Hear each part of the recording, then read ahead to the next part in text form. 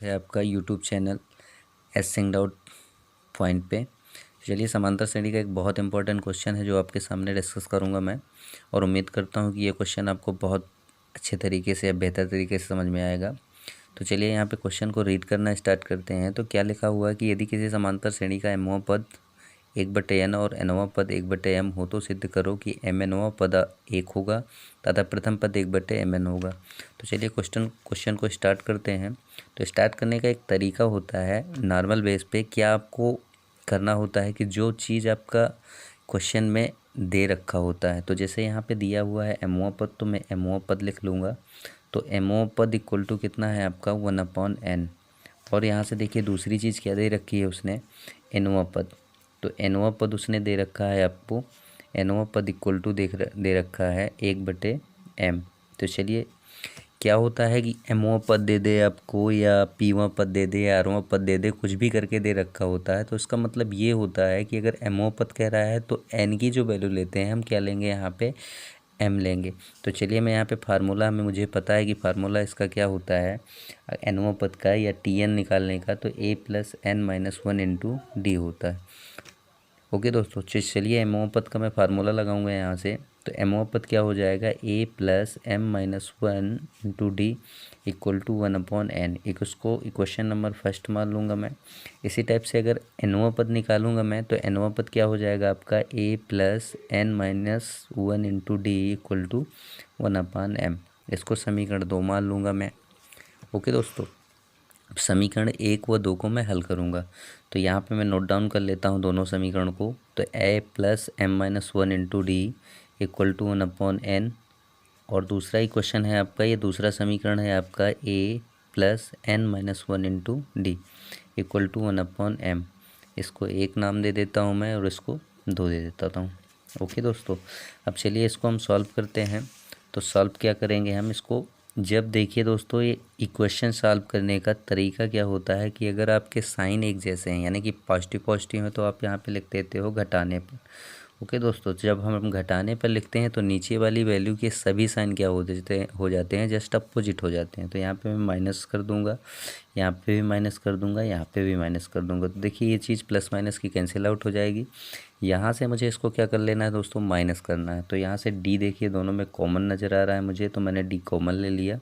तो m - 1 - n + 1 हो जाएगा। क्यों ऐसा हुआ, क्योंकि मैंने इस माइनस का अंदर गुणा कराया, तो ये चीज़ माइनस की हो गई और ये माइनस की थी तो प्लस की हो गई।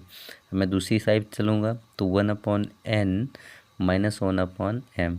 अब देखिए इसको सॉल्व करते हैं। तो देखिए ये प्लस और माइनस का कैंसिल हो रहा है, तो d × m - n equal to क्या हो जाएगा, यहाँ से मैं एलसीएम ले लूँगा इसका mn का। तो यहाँ पे हो जाएगा n से n कैंसिल हो जाएगा, m आ जाएगा, और यहाँ से m से m कैंसिल n आ जाएगा। तो इस तरह से d × m - 1 equal to m - n/mn। Okay, तो d की वैल्यू मैं यहाँ से निकालूंगा, तो m - n/mn मल्टीप्लाई में आ जाएगा आपका m - n। तो देखिए सेम वैल्यू आपकी ऊपर नीचे है, कट आउट हो जाएंगी। तो यहाँ से d की जो वैल्यू निकल के आएगी, यहाँ से क्या निकल के आएगी 1/mn।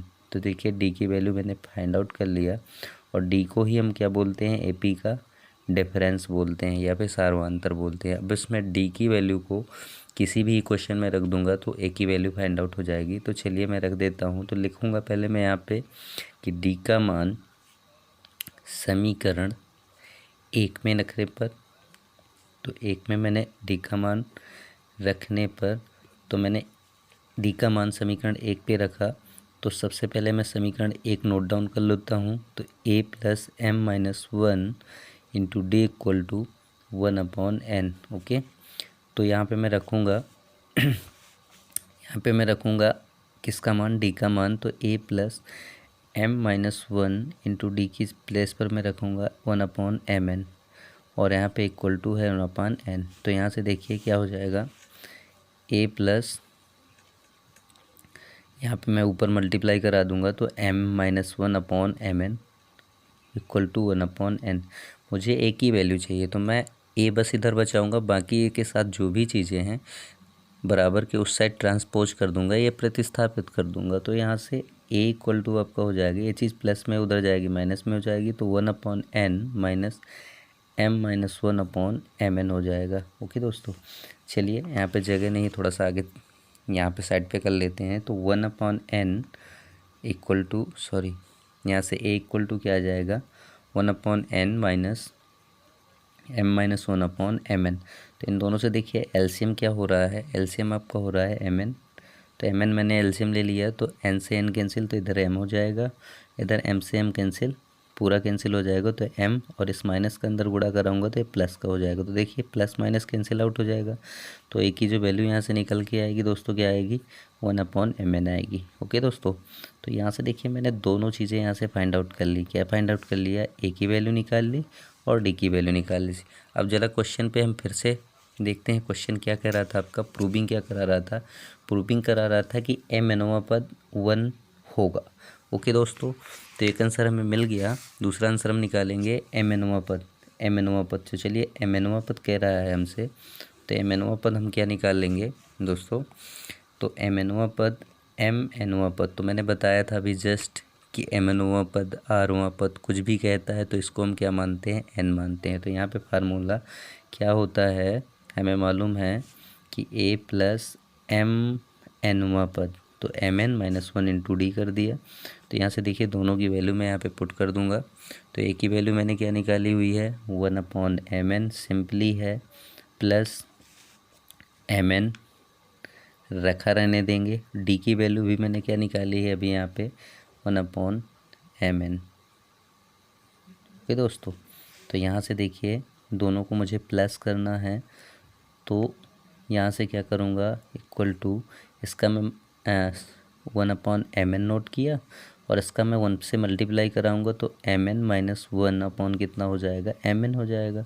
तो यहाँ से देखिए मैंने mn एलसीएम ले लिया, तो यहाँ पे 1 आ जाएगा और प्लस mn माइनस 1, तो माइनस से माइनस कैंसिल, तो यहाँ पे जो बच रही है वैल्यू आपकी mn/mn बच रहा है, तो mn से mn कैंसिल कर दूंगा, तो यहाँ पे क्या आ जाएगा बेटा, 1 आ जाएगा दोस्तों।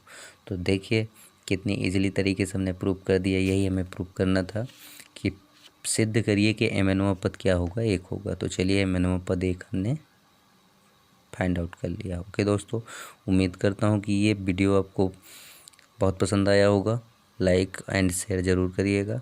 Okay, thank you for watching.